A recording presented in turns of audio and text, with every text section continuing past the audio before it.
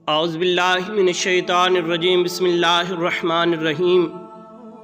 ایک دن سرور عالم احمد مجتبیٰ حضرت محمد مصطفیٰ صلی اللہ علیہ وآلہ وبارک وسلم جنت کا ذکر فرماتے ہوئے فرما رہے تھے کہ اللہ جل شانہ کس طرح جنتیوں کو اپنا دیدار کروائیں گے، اور پھر ان کے لیے کھانا، ان کے لیے پینے کا مشروب، اور ان کے پہننے کا کپڑا، اور پھر ان کے لیے خوشبو کا بندوبست کیا جائے گا۔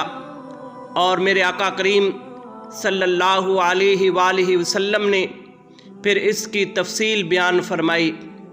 حضور فرماتے ہیں کہ حضرت آدم علیہ السلام